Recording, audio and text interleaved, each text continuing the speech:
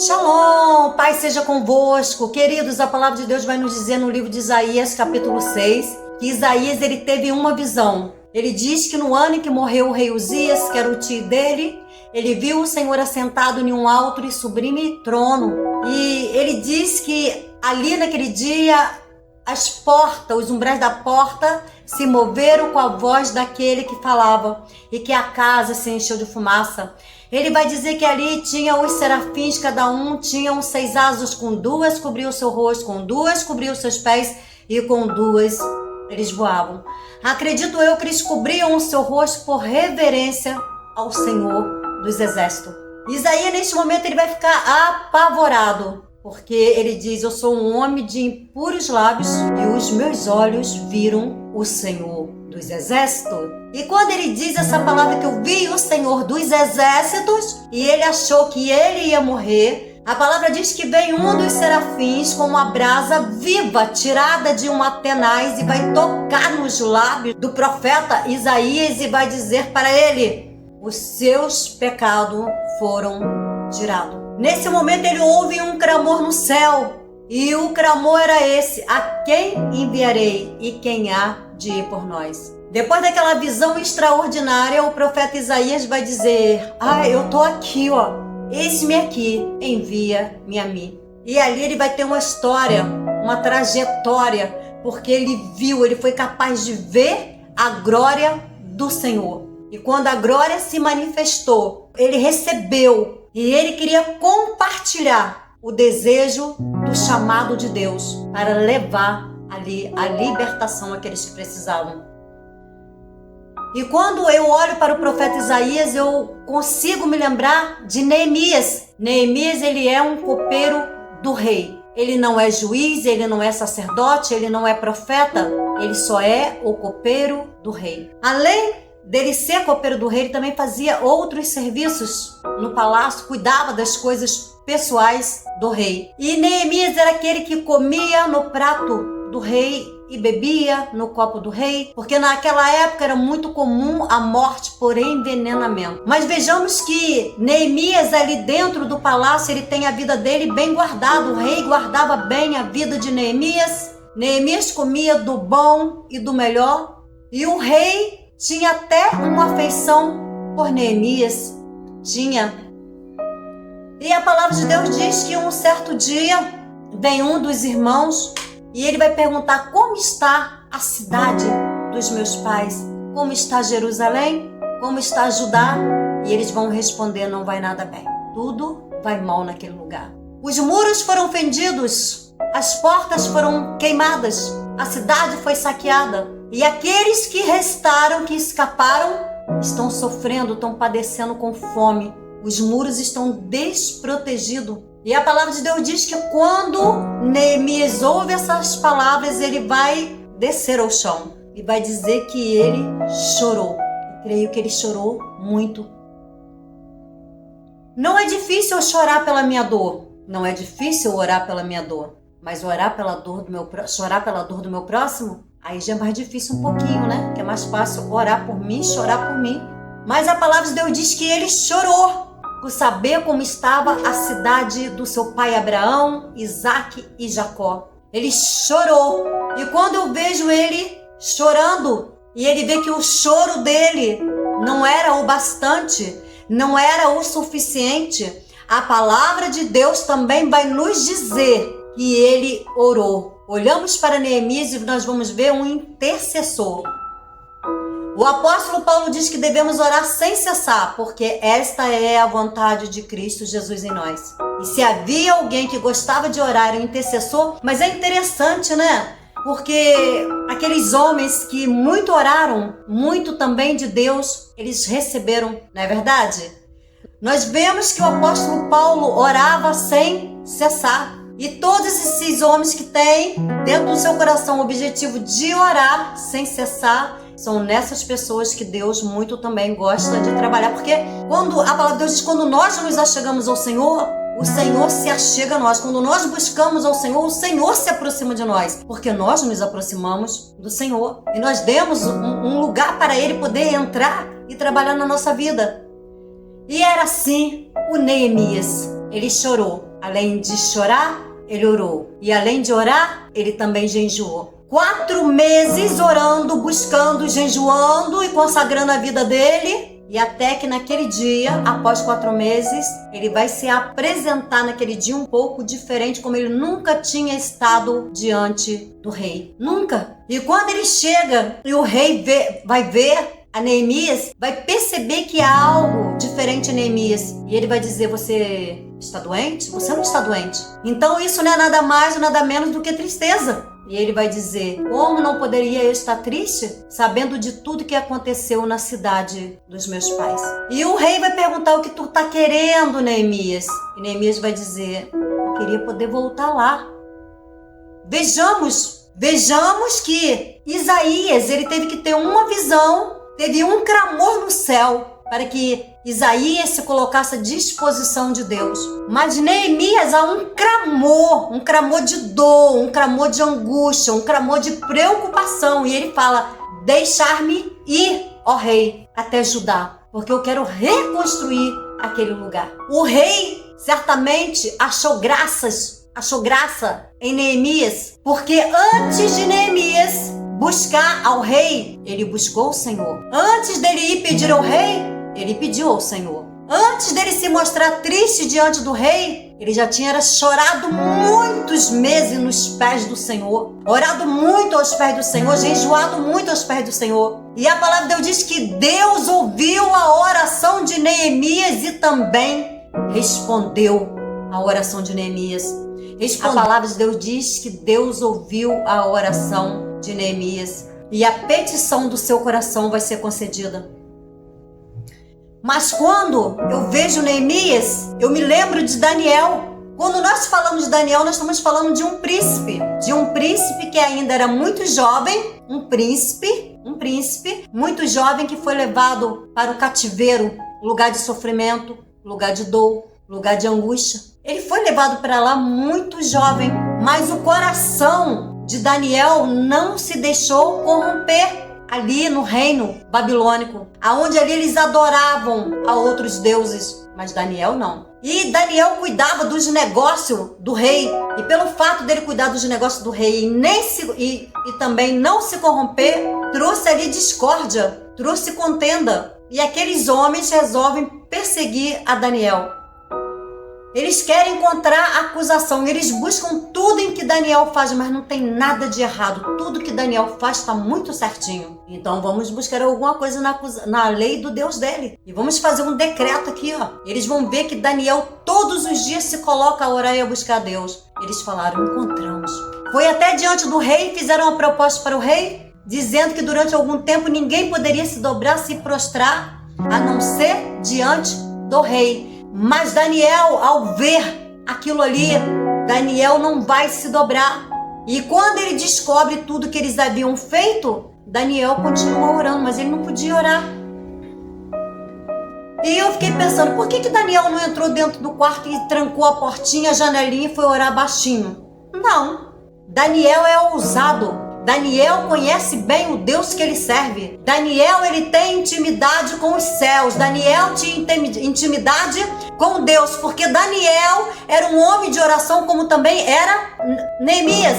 Ele também se colocava a orar 3 vezes ao dia. E é orar mesmo, tá, queridos? Não é aquela oraçãozinha de minutinhos, não. Ele orava mesmo. E quando encontraram acusação na lei, pegaram ele e lançaram ele dentro da cova dos leões. Mas lá na cova dos leões, ele foi lançado. Nenhum mal foi feito a ele. Sabe por quê?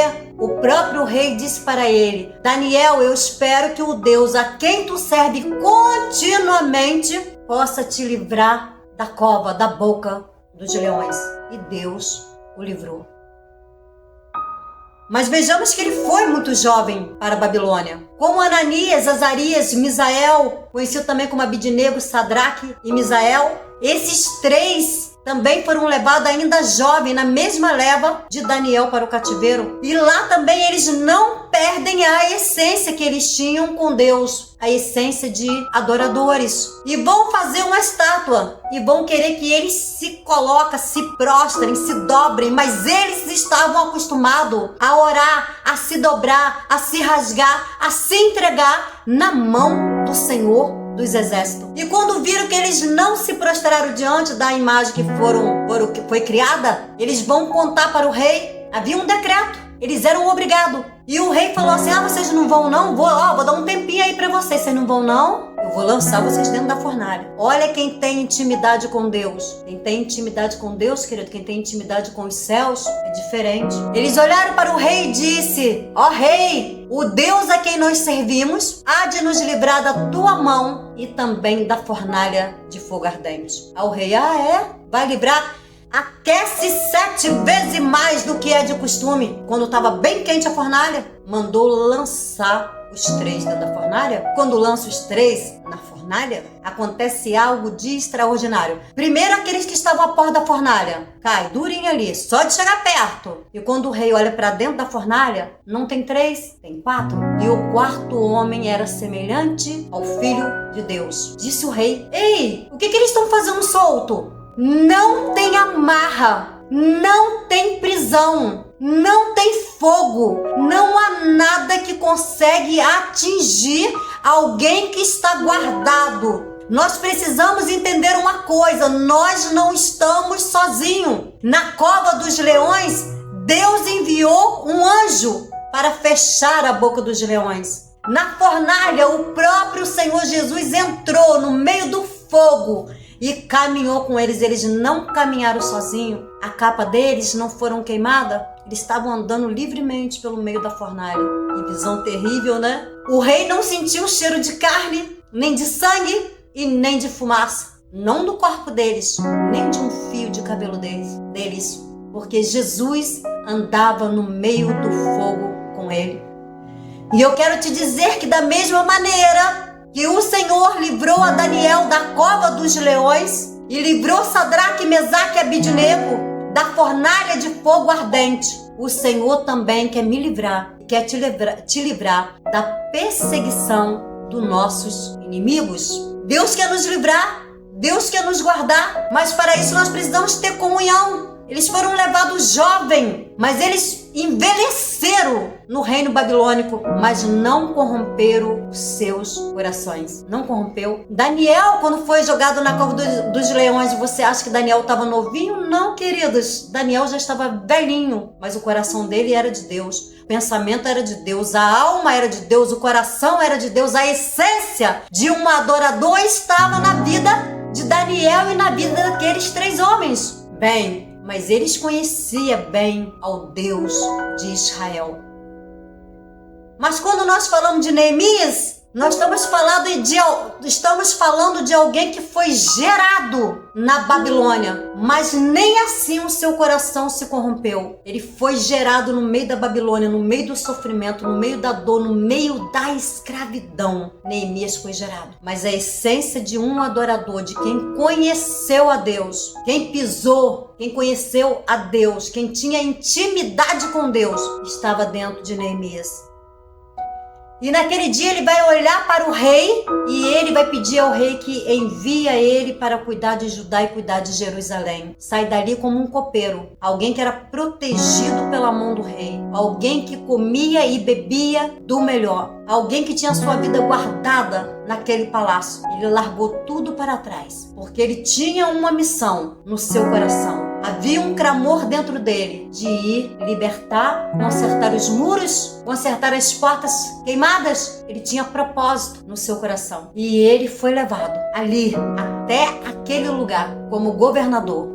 E quando ele chega em Judá, quando ele chega em Jerusalém, ele vai começar uma grande obra. Mas o que eu fico pensando e vendo sobre isso é que ele, quando chega lá, ele não fala nada para ninguém. A primeira vistoria que ele vai fazer sobre a cidade é à noite. Ele não quer ser visto pelos inimigos. Ali havia inimigos. Inimigos que oprimia e não queria que o povo de Deus voltasse a ter a essência de um adorador. Ele vai. No dia seguinte, ele começa a preparar tudo para começar a construir, fechar as brechas do muro.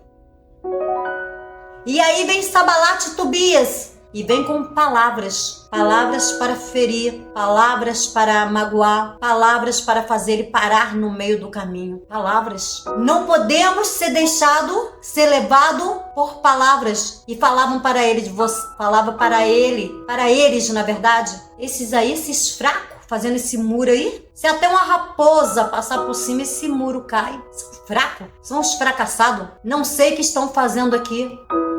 Tentaram tirar a atenção de Neemias com palavras, mas Neemias falou para eles: ei, eu não vou parar para dar ouvido a vocês, porque eu estou fazendo uma grande obra e não posso parar.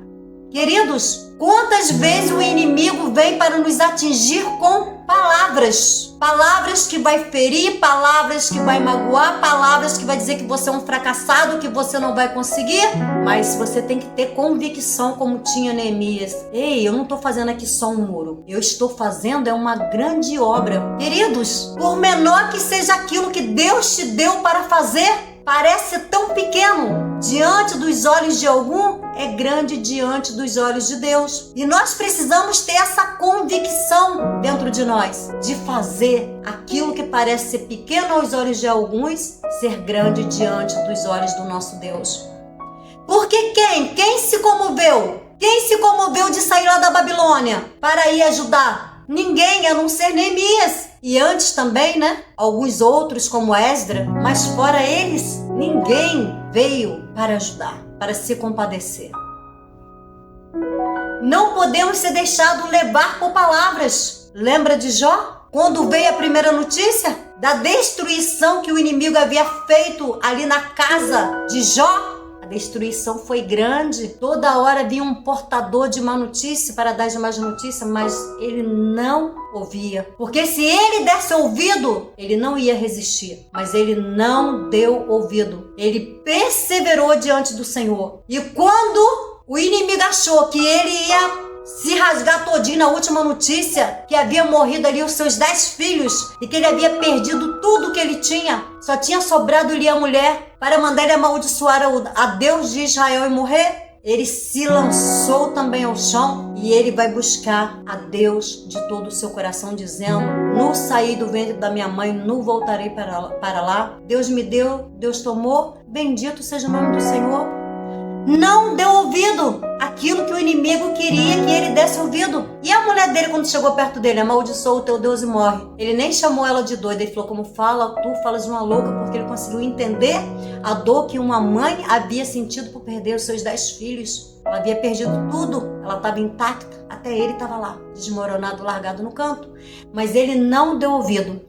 E Neemias também não vai dar ouvido. Estou fazendo uma grande obra e não posso parar. Os inimigos falaram: você não pode parar não? Bem, nós te demos uma chance. Agora nós viemos com palavra, mas agora nós vamos levantar guerra contra Jerusalém, contra Judá. Começou a levantar-se uma grande guerra. E aí agora o trabalho deles não era só construir os muros, era construir os muros, estar ali com as ferramentas na mão, com a espada do lado, as ferramentas e a espada do lado. Ainda tinha que trabalhar e lutar contra os inimigos. Com 52 dias, os muros foram levantados. Deus honrou a fé e o amor que Neemias teve pela obra dele, pela casa dos pais dele. Deus honrou o amor, a dor, o jejum, a oração, a consagração que Neemias fez por sentir a dor do teu irmão. Qual é a dor que você tem sentido pelo teu irmão? Qual é a dor que você tem sentido por ver as portas de Deus quase se fechando? E você diz: isso mesmo, tem mais que fechar. Tem que fechar não, queridos. Tem que abrir mais portas. Tem que abrir mais portas para que ninguém tenha desculpa diante do nosso Senhor. A palavra de Deus diz que quando o povo viu a intenção do coração de Neemias, eles se juntaram, sabe? Se juntaram como uma corda de 2 dobras. Eles se juntaram para fazer os muros. A união faz a força, a união faz a diferença. E eles foram. E com 52 dias, a obra de Deus foi reconstruída ali. Os muros, os portões, e Neemias, um copeiro do rei, tornou-se governador. Igual José, de um sonhador, um governador. Porque é assim, queridos, que Deus faz. Pastor de ovelha, ser rei. É Deus quem faz, devido àquilo que nós sentimos dentro do nosso coração. Porque Deus não pesa as minhas obras. Que se for pesar a obras de algum, queridos, não vale nem uma pena, nem uma palha, porque são obras para ser vista pelo homem e não para ser vista pelo nosso Senhor. Deus vê a intenção do meu e do teu coração. Que o Senhor assim vos abençoe. Se levanta como Isaías, se levanta como Neemias, vá e faça a obra do Senhor. Deus assim abençoe a todos, em nome de Jesus.